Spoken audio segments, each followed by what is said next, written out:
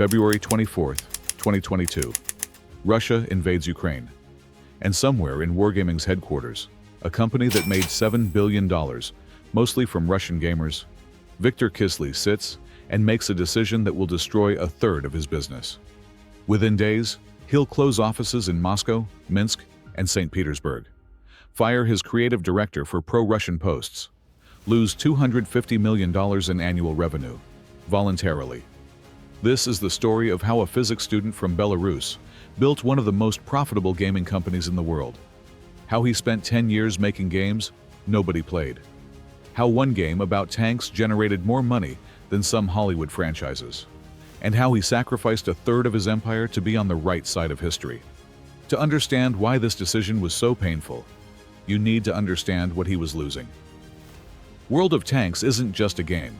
350 million registered players, more than the population of the United States. A Guinness World Record for most players on a single server, 190,000 simultaneously. And guess where that server was located? Moscow. The Russian-speaking market wasn't just big for Wargaming, it was home.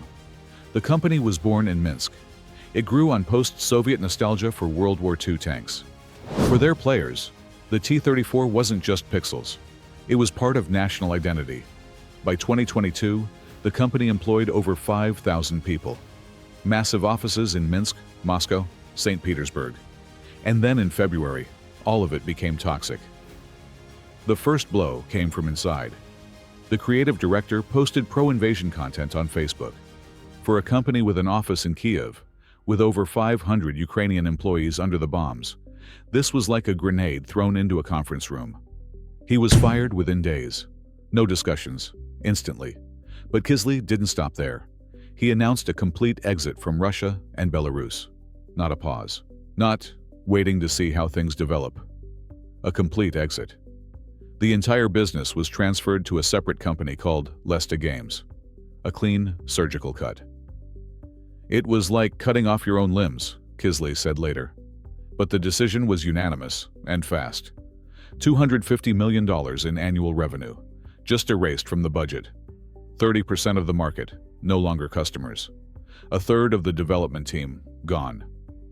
But here's what makes this story special. While the Ukrainian team was hiding in bomb shelters, Wargaming wasn't just writing press releases. The company donated $1 million to the Red Cross, relocated employees from combat zones, provided housing for families fleeing from rockets. The Blitz team moved to Vilnius. New offices opened in Belgrade and Warsaw. The company scattered across Europe and reassembled.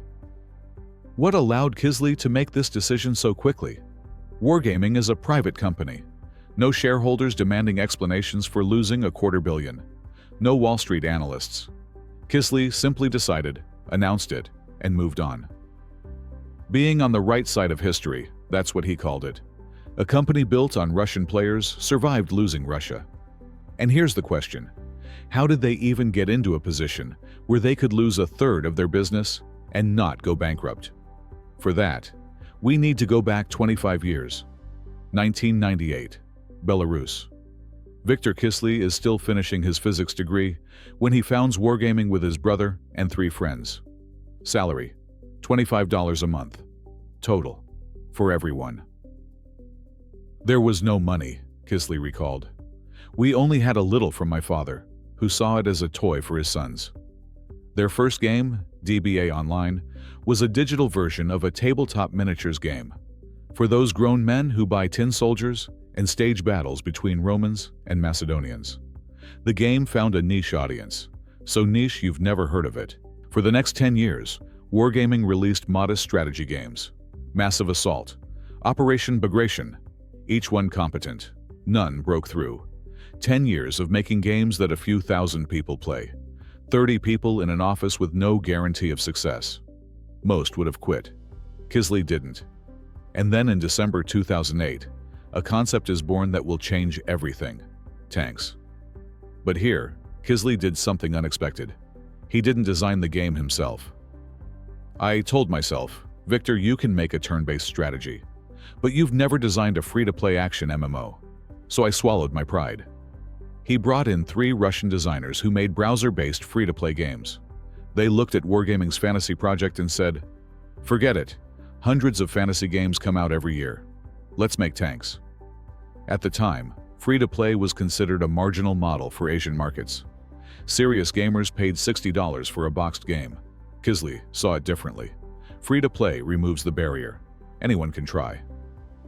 The question is whether they'll stay. World of Tanks entered alpha in September 2009. 6 tanks, 1 map. The Russian version launched in summer 2010. The servers crashed instantly. Too many people wanted to play. This was a problem Wargaming had never faced before. Why did World of Tanks take off? The obvious answer is tanks. Military hardware has appeal, especially in post-Soviet countries. But tanks alone aren't enough. War Thunder has tanks. Armored Warfare had tanks. Neither came close to World of Tanks.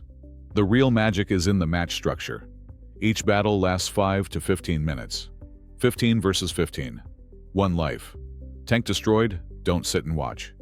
Return to the garage and queue up in another vehicle. Short enough for a lunch break. 1 life raises the stakes. The ability to switch tanks encourages collecting. And this is where the business model lives. Hundreds of vehicles in research trees. You start with a basic tank and grind upward. To reach Tier 10 takes hundreds of battles. Time creates attachment. Attachment creates spending. But in 2012, Wargaming did something unexpected. They removed pay-to-win. Premium shells that were sold for real money became available for in-game credits. The company called it free-to-win. In a world where every mobile game milks players dry, this looked like madness. But Kislyi saw deeper. "We don't want to squeeze money out of you. We want you to start for free and play for a long time. Bring friends, create a clan, and you'll monetize statistically." The logic is simple. Pay-to-win drives away free players. When they leave, paying players have no one to play with. The ecosystem dies. By guaranteeing fair play, Wargaming maintained a healthy population. Short queues, fair matchmaking, better experience for everyone. Gamers are smart. You can't sell them something they don't value. And it worked. In 2010, active players spent 3 hours and 20 minutes per day in the game. Not per week, per day. This isn't a game, it's a lifestyle. January 21st, 2013. Guinness World Record. 190,000 players on a single Moscow server. By March, peak concurrent players across all Russian servers exceeded 800,000. World of Tanks found an audience that game development had ignored, men over 30. Why does this matter? They have money. They have nostalgia for historical hardware. And they don't need insane reflexes. A 50-year-old with strategic thinking can outplay a 20-year-old with fast hands. The game rewards positioning, map knowledge, patience, not click speed. Older players don't chase every new release. They form clans and communities. And clans are a whole separate topic. Up to 100 players unite, build fortifications, fight for territory on a global map. Clan wars, 15 versus 15 with voice coordination. Top clans treat this like professional esports. This social infrastructure creates retention that no content update can match. When you're in a clan, you're part of a team. People count on you. Leaving the game means leaving friends. For many, it's no longer a game, Kislyi said. It's a lifestyle.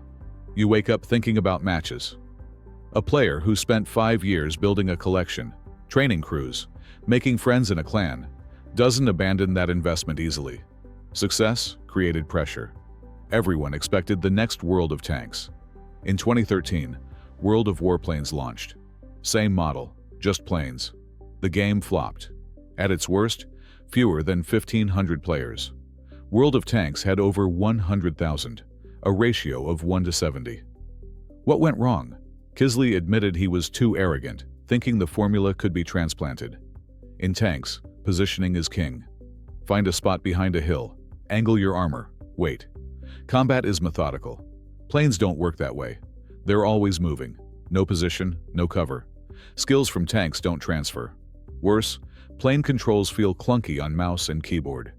You need a joystick, which the audience didn't have.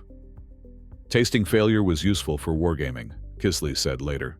Warships launched in 2015, delayed by a year. It found a stable audience, around 25,000 players. Respectable, but not tanks. The lesson was clear.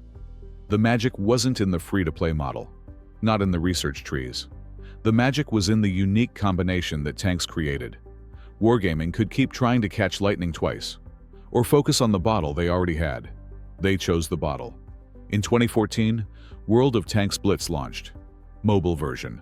7 versus 7, shorter battles. By 2024, Blitz alone generated over $1 billion. 180 million registered players. It's not a new game. It's the same game ported to mobile. We stopped buying companies, Kislyi explained. We're not here for stock price, not here to sell out. We generate enough to keep shareholders happy. World of Tanks receives constant updates. New tanks, maps, modes, seasonal events, collaborations with Sabaton and Girls and Panzer. But the core never changes. New tanks aren't that exciting anymore. We have about 1,000. But the combination of maps, modes, competitions guarantees people come back. Most companies work like Hollywood.